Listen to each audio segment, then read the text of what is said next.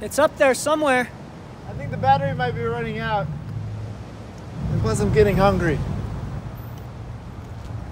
Okay, yeah, sure, I'll bring it back down. Oh, look, there it is! Oh, yeah! Yeah!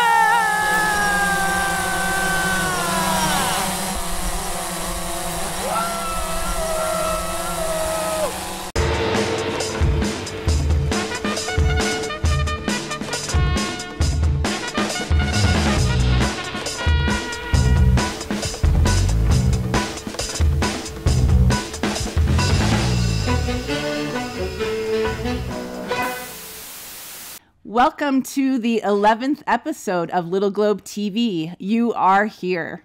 We're so excited to have you join us again. Can't believe we've made it to 11 episodes. This whole project began during the pandemic, and now here we are. So thank you for tuning in yet again.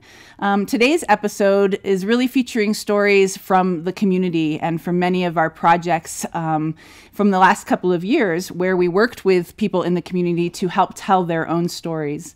One of these projects is called Neighborhood Historians, which we are now calling community storytellers. And this project is really the heart of what Littleglobe does. We collaborated with the Santa Fe Public Libraries and worked with 11 people in the community to train them in filmmaking, recording, interviewing, and they created their own short films, a few of which you will see in today's episode. I'm joined here today with team member Anaid Garcia, and she was a key member of the Neighborhood Historians project. So welcome, Anaid. Thank you, Katie. Hi, everyone. As Katie said, this is a great program that I feel very privileged and honored that I was able to be a small part of it and be able to get to meet these community members, hear the stories, and help them in any way we could to bring those stories out. I'm just very excited to see people write themselves into history as part of this project, and I hope you enjoy all the stories because we definitely enjoyed creating them and helping them bring them to life. Thanks, Anaid. Yeah, I like that you said writing themselves into history because another aspect of this project is the creation of a community archive with the Santa Fe Public Libraries. And we're still in the beginning stages, but we are excited about this archive that will grow and be a place for people to not only hear stories from the community, but actually submit their own stories. And without further ado, let's get on with the show.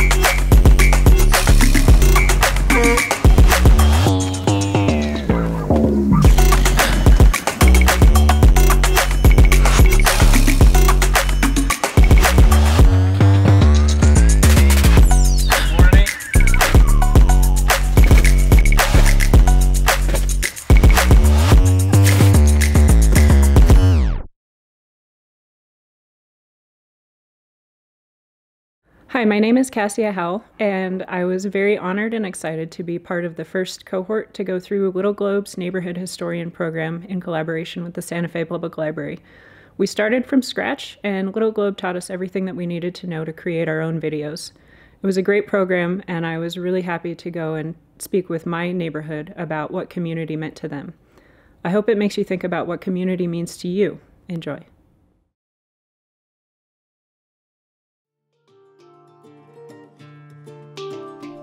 I think that work has been in my life for a few years, community, and it has been a huge, complex concept to define because I came from a collective society to this more individualistic society, so I was trying to find that sense of community as not as something that belongs to a specific culture.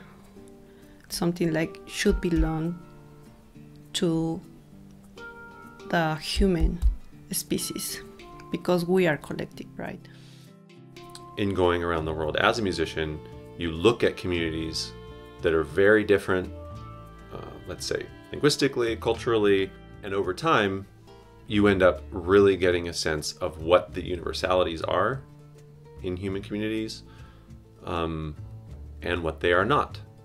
And I think that's really kind of the richest part of traveling and getting a chance to spend time in multiple communities, because you then take those messages with you. Community means I want to hear you, which is something that is super important in my work, because when I have a client who is suffering, the most basic thing for that person could be just sit, could be just be there, sit and listen. And that is a way that you give your time and you arrange everything around this person feeling that needs to be listened to from another one. Community is co-regulation, like the ultimate in coming together with a group of human beings, and really all sentient beings, to be able to just regulate with each other. If we are regulating with each other and we are attending to our needs, as a community organism, we start to be able to then attend to other people's needs, whether we're realizing it or not, and everyone's skills are automatically, they're kind of elevated in a way to this next level magic, and then sharing becomes optimal. In terms of New Mexico expressing what community is, I think that the reason I'm happy here is because of that rootedness that exists with these communities that continue to be here, continue to thrive here, and to define this sense of identity. Hello, my name is Terry Ngao. I am first-generation Vietnamese American. My mother, father, and oldest brother were oceanic refugees during the Vietnam War. My second oldest brother was at my grandparents' house when heavy bombing occurred. My family unfortunately could not go and safely get him. However, after nearly 5 years apart, they were reunited. Hello, my name is Phương Vu. The April 30, 1975, I ran away from my country to America because of Vietnamese war. We are the refugee people in the ocean and have to pick us up to the Hong Kong. But you know, at that time, I have the pregnancy about 4 or 5 months old. I so sad, and I miss my second son in the country. I came to Santa Fe because my daughter going to have the baby soon. So I stay with my daughter, and I will become the Santa Fe resident. But finally, the COVID-19 so then I wasn't able to go nowhere. Right now, I just stay home into the jail. Vừa mới tắm xong nằm đó. I don't want you clean my house. Then let's sit over there. I need to go somewhere and buy something for myself. I don't have no van. But also Santa Fe community is helping the old people. The community have the van for the senior citizens. Each call I pay $2. If we need to go doctor visit, they help us. But my daughter, she's too much worried. If I go with my daughter or other people, then I always hurry up and I forgot what I need to buy. We are blessed to have my mother live in the same city as us. She helps us with cooking, watching the children, and raising them in a multicultural family.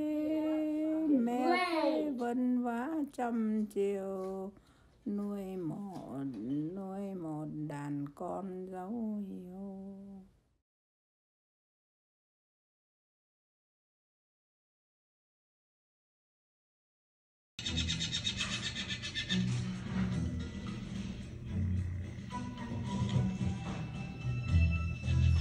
Busted. She'll have to keep hunting.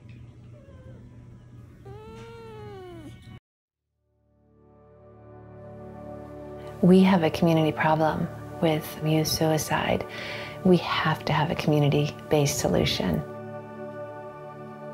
We are trying to tackle one of the most complicated issues in New Mexico. We are trying to get as far ahead of suicide risk as possible. So by that I mean early prevention. Our programs range from our Early Natural Helpers program, and that's a program where young people, mostly middle school kids, a few high schoolers, learn how to be the eyes and ears of their school community. There have been multiple times where underclassmen that are a lot younger that I haven't even talked to before have just come up to me, knowing that I'm a natural helper, and have asked me about different things or told me about issues that are going on at school or with teachers or with other students. There are a lot of people we can go to when talking about those tough issues, because it is a lot for a teenager to handle. We really try to develop this comfort level and the skills for how to ask and check in with each other. When I was 16, I had some issues mentally that got the school involved and got the counselors involved. My counselor just had the number for the Sky Center, and then the next day we were here seeking counseling. At first, therapy can seem pretty daunting and pretty scary. And so it just feels nice to not feel alone is mainly what I've taken away from it. You just sit down with someone and they just understand you. And they're like, yeah, let's talk about this. And that's a very important resource and avenue of my life. The good news is our programs are completely at no cost. So we need to learn how to be present and feel hopeful so they have that hopefulness, and be resilient to bounce back. How do you teach hope? Because hope is a powerful antidote to suicide, and hopefulness is challenging for families. This is not easy stuff.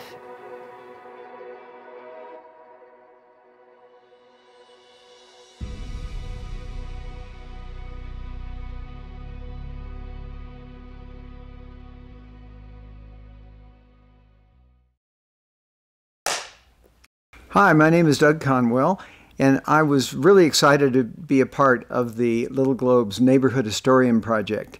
And what I did was walk the streets, Cerrillos Road, and I was told I ought to be talking to the bus driver, who has been on that road for 14 years. He's got some amazing stories, amazing gifts, and he is a gift to our community. I hope you enjoy this video.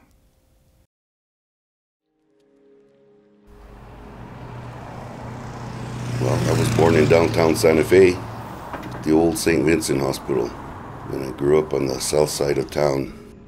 And there was nothing there. There was no part of town. It was the boonies.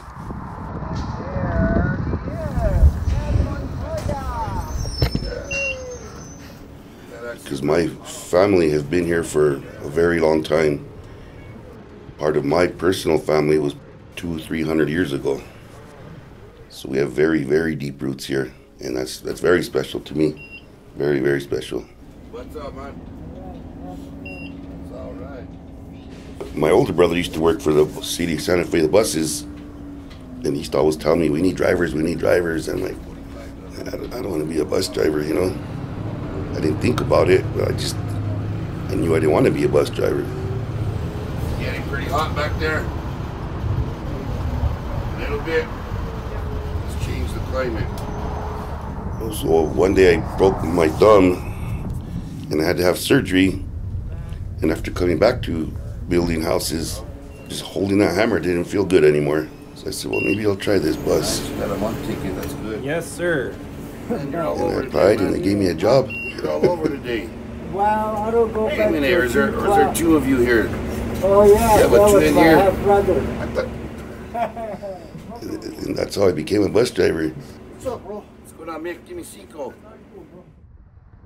Well, I love my job because there's just a lot of people out there who need help. Financial, spiritual, counseling, all kinds of different help. God has humbled me with these people.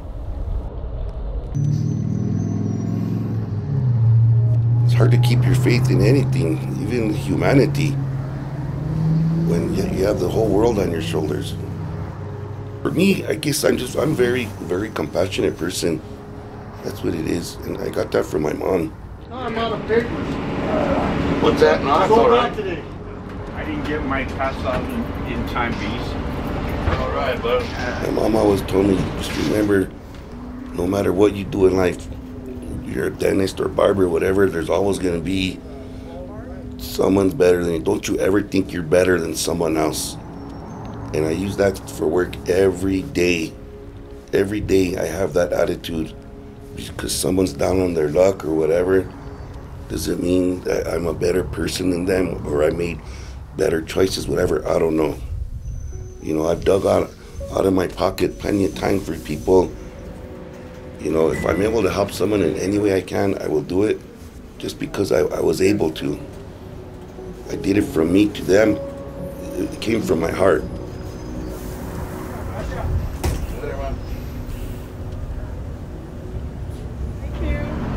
Okay, have a good day.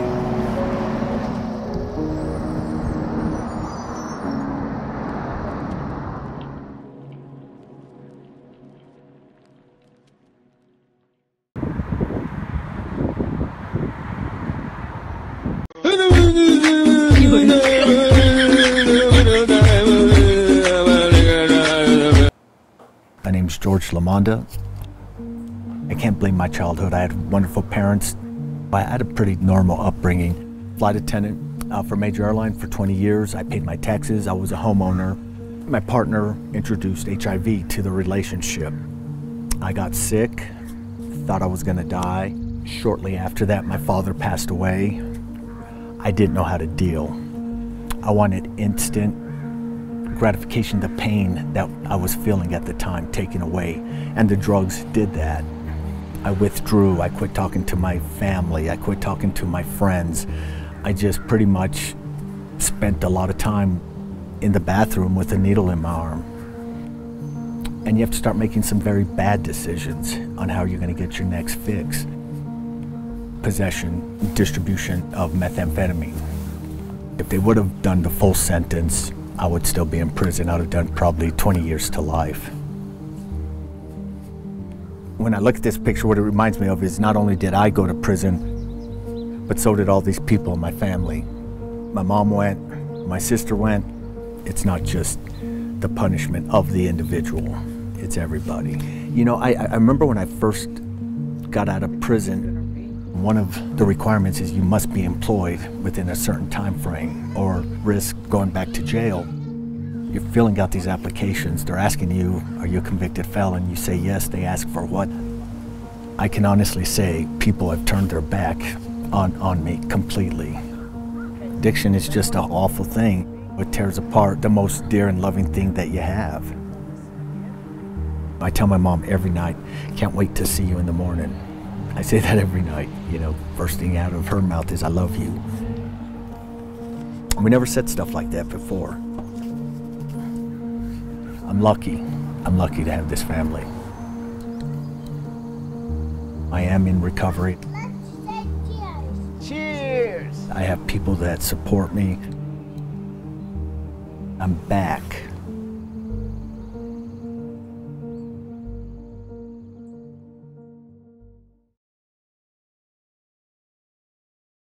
This was a really meaningful project that Littleglobe worked on for almost 2 years. And we're actually joined here today by George Lamonda. So George, I wanted to know, what was it like for you to participate in this project? Hi, Katie. You know, I have to be honest, this was something that was very scary for me to do, because I was going to be sharing a lot of secrets that I thought that I would never share with the world. And actually, it's very freeing to share those secrets, you know. The disease of addiction is such a very ugly thing, and it's something that people sweep under the rug so many times. And I feel it's just so important for us to be able to talk about it, because once we talk about it, it's no longer a secret. Since it's no longer a secret, it's no longer dark. Thank you, George. We really appreciate you taking the time to be a part of this project and for coming in today. Thank you. And with that, we hope you enjoy this next piece. Hi, my name is Pilo Bueno. My parents were Arturo and Georgia Bueno. I was born in 1960 in Santa Fe, New Mexico. I was the youngest of 8 kids and came from a very traditional, very Catholic family, but I didn't really feel like I fit in. I really didn't know what my gender was initially. I sort of thought that as we aged, we would sort of decide what we wanted to be, but I didn't grow up with the thought that I was male. And that information was basically something that the world gave me. It wasn't a choice. You know, I grew up in the barrio and there was a lot of very rough boys, and I was just definitely not that. I knew I was gay, but what I didn't know is what the church's stance on homosexuality was. And that made a big difference because the church basically ran our lives. It was later in life that I learned that homosexuality was in fact a sin. It was essentially listening to Billy Graham one night. Billy Graham made it very, very clear that the very worst thing a person could be or do was be a homosexual. And I have to admit, I did plummet into a pretty deep depression. And I knew I couldn't change that about myself, at least not alone. I began to pray, and I prayed every night for many, many years. And I cried myself to sleep every night for many, many years in the hope that I would one day wake up and be straight. After high school, I remember starting to plan to go to college. And then that summer when I came back, I started a relationship with a man in Santa Fe who was going to St. John's College. And I remember coming out to my family. Funny way to come out. My mother was trying to find out for me whether my sister was a lesbian. And so my mom keeps interrogating me. And finally I said, you know, if you want to know about her sexual orientation, you need to ask her directly. But if you're interested in finding out about my sexual orientation, I'm happy to tell you. And my mother just froze. And we were at her house having lunch. She stood up from the table and she looked at me. You mean to tell me you're gay? And I said, yes, I'm gay. And she stood up from the table and she turned her back to the table. There was silence, which seemed to last for hours, was probably just a minute. And then she turned around and she grabbed a plate off the table and she slammed it on the table and shards went flying everywhere. And then she said, I can't even look at you. And she turned around again. More silence. And I'm sitting there thinking, okay, now what? And then she turned back and she said, I disown you. So I just sat there. And my response to her was, I'm not your property. You've never owned me. When a parent says to you that they disown you, it really does have a pretty profound impact. And I remember leaving my mother's place really very shaken by that event. And communication basically stopped there. I decided I needed a big change. And so my partner, Ben, and I decided to go to Europe to study art in Aix-en-Provence. As the date was getting closer to leave for Europe, I decided to call my mom and tell her that I was going to be leaving the country. And then she said, well, will you come to dinner before you leave? And you can bring your friend. It was sort of a tense dinner for me in a way, but it broke the ice. And even though I could sort of feel like people looking and maybe whispering or that sort of thing, I was there, and I was there with my partner, and my parents knew that I was there with my partner. It's not like instantly it was easy and, you know, we got along and, you know, she was supportive of my sexual orientation. She knew that she needed to make amends. And so that was sort of the beginning of the healing process.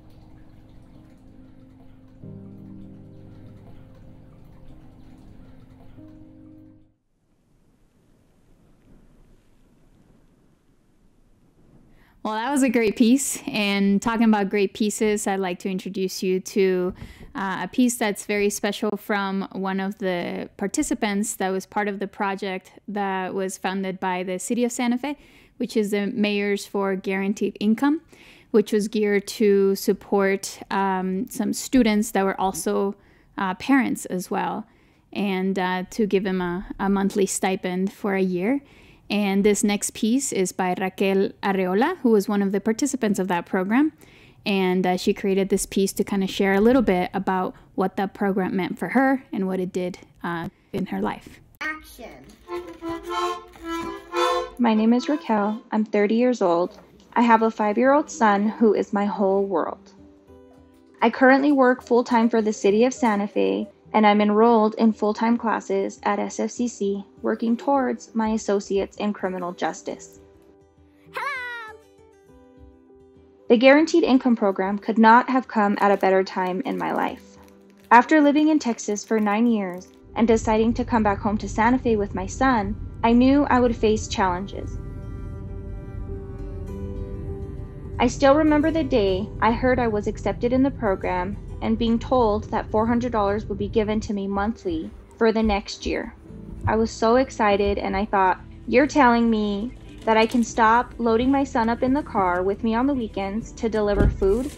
You're really telling me that I can take more classes since this $400 is promised for the next year? I am a woman of prayer, so I knew that this was God providing for me and making a way for me to pursue my dreams and not be stressed as I did it. Was that fun? Yeah. This program helped me so much, and I am so grateful for it. Being $4 over the monthly income limit for SNAP benefits was always so disheartening. So the Guaranteed Income Program put food on our table many times throughout this year. 1 month, I was able to pay my car insurance premium for 6 months. That would not have been possible without the Guaranteed Income Program. Last year, I was even able to buy my son his Halloween costume, and he was so excited. Good job! This program helped me in many ways and not just materialistic. It gave me a sense of security knowing I wasn't struggling to provide for my son within that time.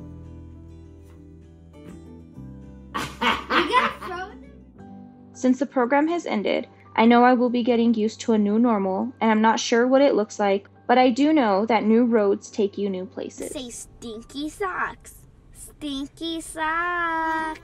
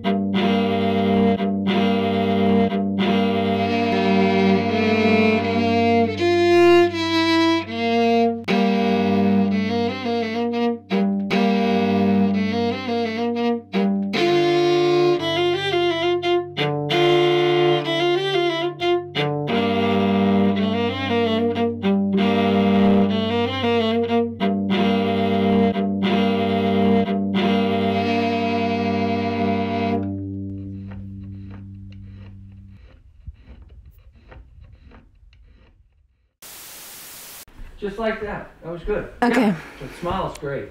Like Yay! this? Hello, I'm Aurora Escobedo. I am a filmmaker here with Littleglobe, and I'm so happy to be back. So, I made a stop motion animation of the city bus. It is so fun. Do you know what stop motion is? Well, I'll tell you. It's literally taking a picture of an image, moving that image, taking it again, moving it, taking another picture. Normally, this would take me about 5 to 6 hours to complete altogether. But I'm a new mom now, and I have a 1-year-old who knows how to run and jump and climb. So that's what I have to enjoy while creating a stop motion. It's been such an amazing time creating this stop motion animation, and I hope you enjoy it.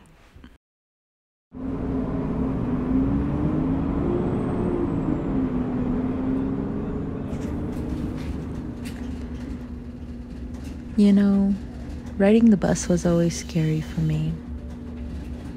I think it was because I was afraid to miss my stop and have to take a detour. Now that I think about it, missing my stop probably feels like the best thing sometimes. When you miss your bus stop, you find yourself in a new place, and all of a sudden it feels like there's a new perspective. Or you run into somebody you haven't seen in such a long time.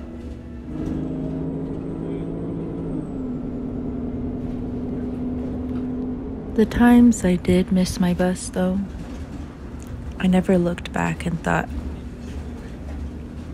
how bad it was to ride a different bus. Because usually, taking that next bus, it opened my eyes to a different perspective. It opened my eyes to a different point of view.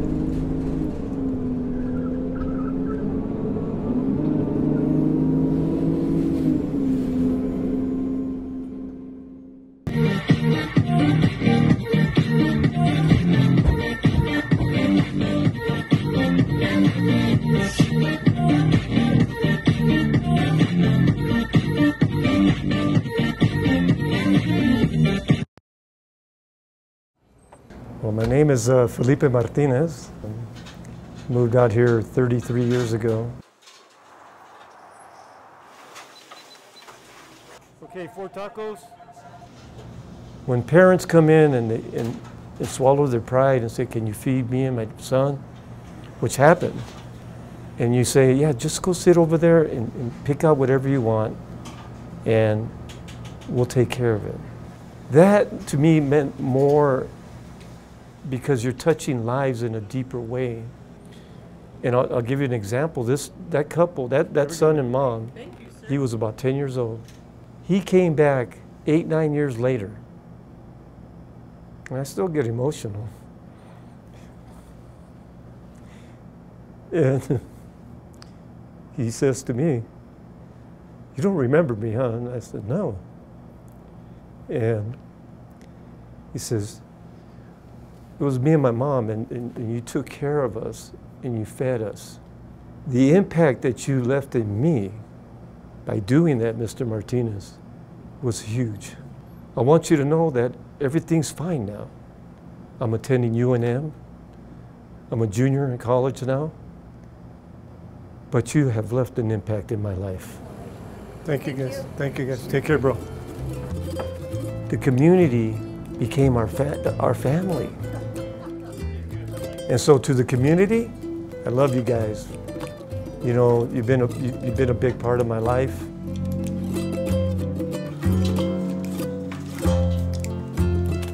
Que Dios le bendiga. May God bless you all. And may you find your destinies.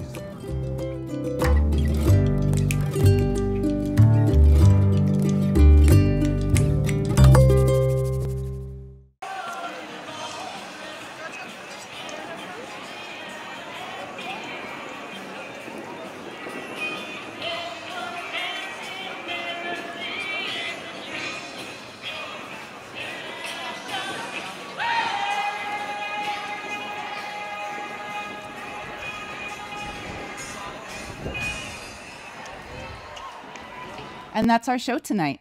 Thank you so much for tuning in, for being a part of this community, and taking the time to hear these important stories. I want to mention that we will be opening up the application process for our next cohort of community storytellers. So please go to our website to find out more information about that project and application. Thank you so much. I hope that you stay healthy and warm, and we will see you next time. So what's new, Doug? What's that? Lots of stuff. How about you? Just living the dream, man. Yeah, right. Another day in paradise, right? That's it, buddy. All right. I'm going to see a little bit better product. Okay. What's up, man? It's all right.